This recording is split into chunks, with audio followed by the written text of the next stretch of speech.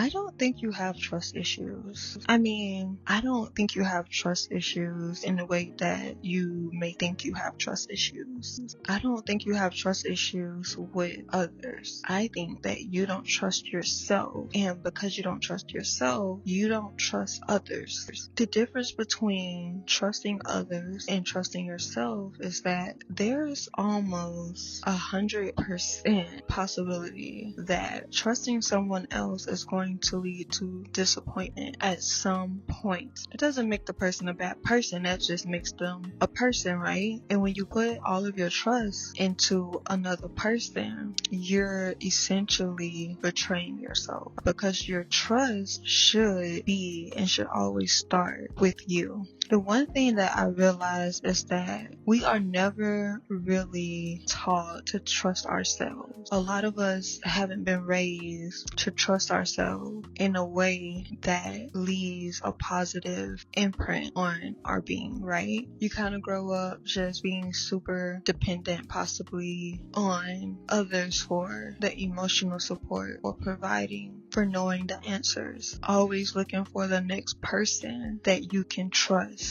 when really everything that you need is already inside of you. You are the everything that you need, and that includes trust. Broken promises from others hurt. They cut deep, but I don't think we realize how the broken promises to ourselves are against ourselves. The broken promises to ourselves are against the best interests to ourselves. Because think about it. When someone, another person, continuously breaks promises to you, eventually you fall out of like, you fall out of love, you fall out of care for that person. You don't trust the person anymore. You begin to see them in a different light. That's the same for self-trust. If you continue to break the promises that you made to yourself, big or small, rather is, I'm going to start working out, I'm going to start writing again, I'm going to make sure I post on social media every day, I'm going to apply for that new job, I want to create this new life for myself. You're making these promises to yourself and you're not keeping them. So of course, when you think about yourself, you think about your life, or even when you look at yourself, you don't feel that admiration, that love, that trust,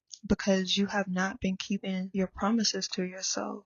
To be the woman of your dream, to be the woman that shows up, you have to build trust with yourself. You have to be the one person on this earth that you trust. Your biggest advocate, your own best friend. And that don't mean you don't have friends. It just means you are your person, period. The only way to do this is through consistency. You have to consistently and continuously and every day show up for yourself in the ways that you say you will show up for yourself.